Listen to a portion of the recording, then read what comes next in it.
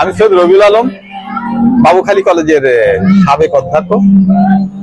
আমি দেখতে পাচ্ছি যে এই বিজ্ঞান মেলায় কিছু ইয়াং ছেলে পেলে বই নিয়ে আসছে, একটা স্টল তৈরি করছে। স্টলে বেশ ভালো ভালো বই আমি দেখতে পাচ্ছি।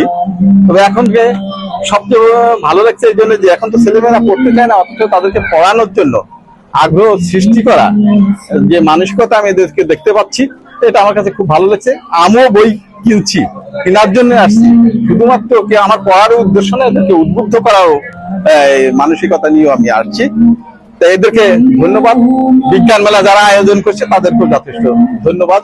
এই জায়গার মানুষকে বিজ্ঞান সম্পর্কিত বিষয়ে উদ্বুদ্ধ করার জন্য এবং খুদে বিজ্ঞানীদের উদ্ভাবন মানুষকে দেখানো, যে জাগ্রত বাবুখালী যে সংস্থাটা বা সংগঠনটি আছে, সামাজিক সংগঠন, তাদের ইচ্ছা যে প্রতি বছরই আসলে বিজ্ঞান মেলা উপহার দেওয়া। এটাই প্রথম। এবং এখানে বিশ্ববিদ্যালয়ের স্কুল কলেজের কিছু ছেলে মেয়ে এরা এই মেলাটার আয়োজন। আমি এই প্রকল্পটি তৈরি করেছি। এই প্রকল্পের নাম হলো হাইটেক সিটি অফ বাংলাদেশ। এখানের প্রথম প্রকল্পটি রয়েছে আমাদের এটাকে বলা হয় সৌর বিদ্যুৎ চুল্লি পাওয়ার প্ল্যান্ট। এটার মাধ্যমে আমরা বিদ্যুৎ উৎপাদন করে থাকি। এইটা বিদ্যুৎ উৎপাদন করার জন্য যেভাবে কাজ করে নির্ণয় এই পদ্ধতিগুলো বর্ণনা করা হলো।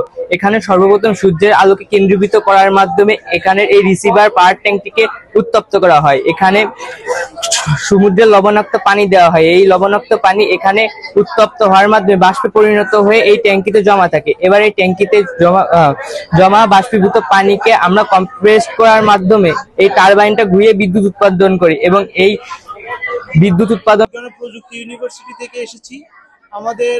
আমাদের ডিপার্টমেন্ট হচ্ছে ফিজিওথেরাপি অ্যান্ড রিহ্যাবিলিটেশন ডিপার্টমেন্ট। আমরা ফাইনাল ইয়ার স্টুডেন্টরা এখানে এসেছি।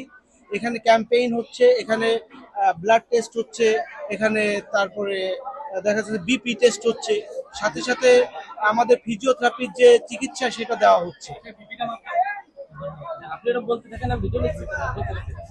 ফিজিওথেরাপি চিকিৎসা হচ্ছে এমন একটি চিকিৎসা ব্যবস্থা যেখানে কোনো রকম মেডিসিন ছাড়াই মানুষকে যে কোনো ধরনের স্বতন্ত্রভাবে তাকে চিকিৎসা করে। 2 দিন আগে যে বিমান দুর্ঘটনাটি হয়েছে সেইটি সম্পর্কে নেওয়া হয়েছে। এই বিমান দুর্ঘটনাটি কেন হয়েছিল এবং এটি থেকে পরিত্রাণের উপায়গুলো আমরা তুলে ধরার চেষ্টা করব। 2025 সালের 21 জুলাই দুপুর 1:06 বিমান মডেল বাফের F7 BGI উড্ডয়নের পর যান্ত্রিক ত্রুটির কারণে নিয়ন্ত্রণ হারিয়ে ফেলায় এটি কিছু দূর চলে যায় এবং কন্ট্রোল টাওয়ার নির্দেশিত এলাকা থেকে বের হয়ে যায়। কন্ট্রোল টাওয়ার নির্দেশিত এলাকা থেকে বের হয়ে যাওয়ার ফলাফল স্বরূপ এটি মাইলস্টোন স্কুল অ্যান্ড কলেজের একটি ভবনে গিয়ে আছড়ে পড়ে, যেখানে ছিল প্রাথমিক পর্যায়ের শিক্ষার্থীরা।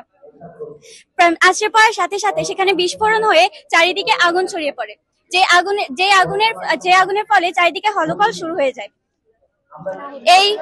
এই উক্ত ঘটনায় নিহতের সংখ্যা পাইলট সহ 20 থেকে 31 জন, তবে সঠিক তথ্য আমাদের জানা নেই। আর আহতের সংখ্যা 170 জন। পরিত্রাণ, আমাদের এই ঘটনাটা হয়েছে একমাত্র যান্ত্রিক ত্রুটির কারণে। তো বাংলাদেশ সরকারের উচিত যান্ত্রিক ত্রুটিগুলো, এই বিমান মডেলটা ছিল অনেক পুরনো, যেটা ছিল একটা চীনা জেট, এইটাকে সুন্দরভাবে আধুনিকায়ন করতে হবে।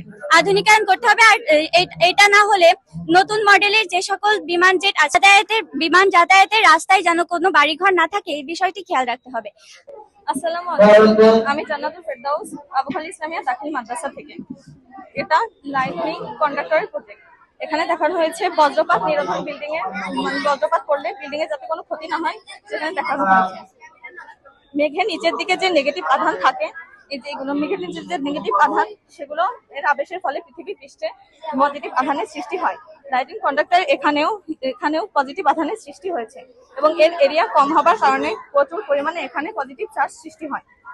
এর চারপাশে যে বায়ুটা রয়েছে, এই বায়ু প্রচুর পরিমাণে আয়নিক কণা তৈরি হয় এবং এর কণা থেকে পজিটিভ এবং নেগেটিভ চার্জগুলো আলাদা হয়ে যায়।